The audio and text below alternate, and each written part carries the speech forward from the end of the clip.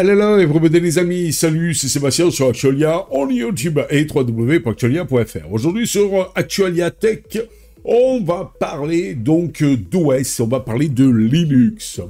Pendant que la France, à travers l'Europe, réfléchit sur OS Linux, le E Linux, vous voyez par là, le européen Linux, eh bien l'Algérie, elle, ça y est, lance son premier système d'exploitation basé sur Linux. Bon, on peut dire une distribution Linux. Une étape majeure vers la souveraineté numérique. Et oui, tous les pays donc veulent maintenant ne plus dépendre des États-Unis.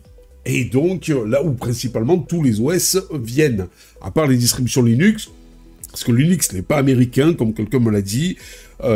Linux, c'est en fait, ça appartient à tout le monde. Voilà, tout le monde, n'importe quel pays peut sortir son Linux à lui. La preuve, la Russie l'a fait, la Corée du Nord l'a fait, la Corée du Sud aussi, la Chine aussi.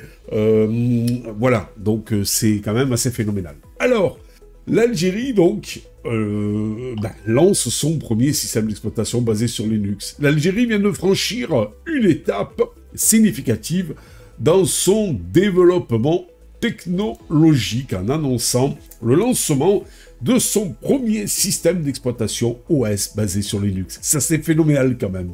Ce projet ambitieux reflète une volonté nationale d'assumer une plus grande indépendance numérique tout en stimulant tout simplement l'innovation locale. Alors, cet OS basé sur Linux marque un tournant dans l'écosystème technologique algérien, mettant en avant des efforts nationaux pour renforcer la sécurité, réduire la dépendance aux logiciels étrangers et encourager le développement des compétences numériques. Mais alors, on se pose la question, pourquoi un système d'exploitation basé sur Linux? Déjà parce qu'il est tout fait. Et Linux est un système d'exploitation open source qui offre une flexibilité, une transparence, qui en font une base idéale pour des développements personnalisés. En s'appuyant sur Linux, tout simplement, l'Algérie bénéficie de plusieurs avantages.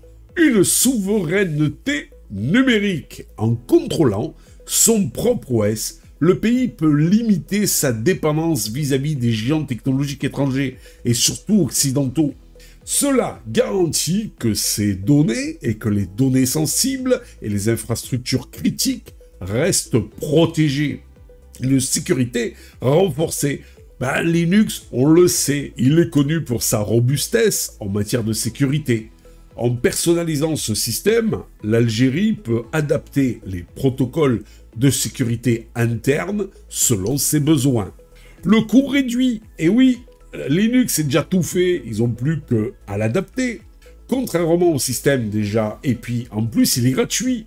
Contrairement au système propriétaire, Linux est gratuit, ce qui permet de réduire les dépenses liées aux licences de l'OS déjà, mais aussi aux licences logicielles, puisque sur Linux, il y a pas mal, je dirais, il y a 90% de logiciels gratuits.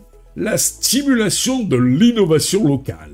Le développement de cet OS basé sur Linux mobilise les talents algériens, stimule l'écosystème technologique, en encourageant les startups locales à concevoir des solutions basées sur cette plateforme, ce nouvel OS basé sur Linux. Et là, c'est pas plus mal et c'est très intelligent. Parce que, à la limite, ils vont nous pondre peut-être des logiciels spécifiques pour eux et donc c'est pas mal.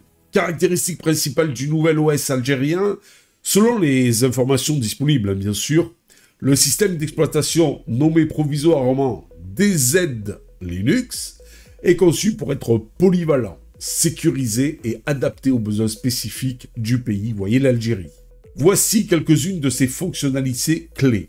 Une interface utilisateur intuitive, adaptée aussi bien pour les débutants que pour les utilisateurs avancés.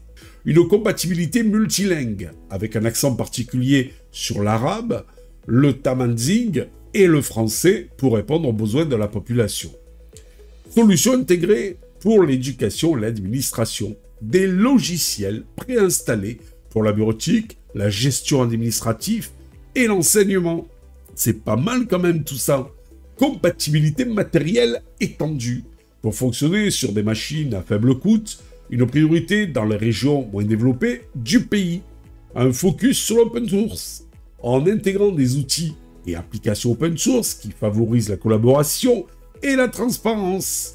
Un projet porté par des acteurs locaux et internationaux. Ben oui, le développement de ce système d'exploitation est le fruit en fait d'une collaboration entre des institutions locales, comme par exemple l'Agence nationale de la promotion et du développement, s'il vous plaît, des parcs technologiques. Vous voyez par là la ANPT. Et des experts algériens en cybersécurité et développement logiciel. De plus, des partenariats avec des organisations internationales spécialisées dans Linux et l'open source ont permis à ce fameux DZ Linux de garantir un haut niveau de qualité et de conformité avec les standards mondiaux. S'il vous plaît. Objectif et impact à long terme. Mais en fait, il va y avoir une autonomisation technologique. Bah, j'arrive à le dire. Ce projet vise à réduire la dépendance de l'Algérie vis-à-vis des technologies importées. Un pas important vers une économie numérique plus indépendante. Et oui, de plus en plus de pays veulent être indépendants maintenant. Pas que technologiquement parlant. Éducation et inclusion numérique. En proposant un OS accessible et gratuit, l'Algérie souhaite démocratiser l'accès aux outils informatiques, notamment dans les écoles et les zones rurales. La cybersécurité nationale.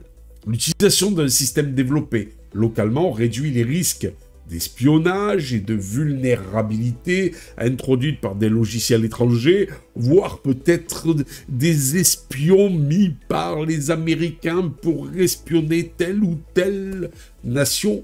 Pourquoi pas? Je ne sais pas. Ben là, eux, ils se protègent.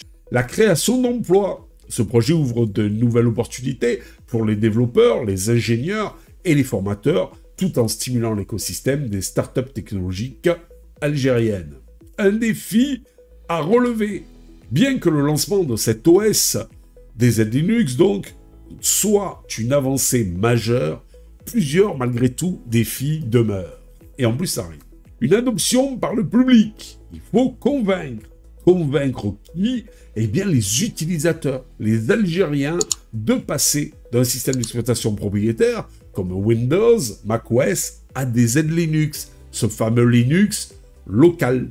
Le support technique, il faut garantir une assistance fiable et continue pour les utilisateurs. Il ne faut pas qu'ils soient lâchés dans la nature et puis le moindre petit problème, ils ne savent plus quoi faire. La compatibilité logicielle. Il faut s'assurer que les applications populaires fonctionnent de manière optimale sur cette nouvelle OS. Un écosystème de développeurs. Il faut encourager la communauté locale algérienne à créer des applications adaptées à DZ Linux. Voilà.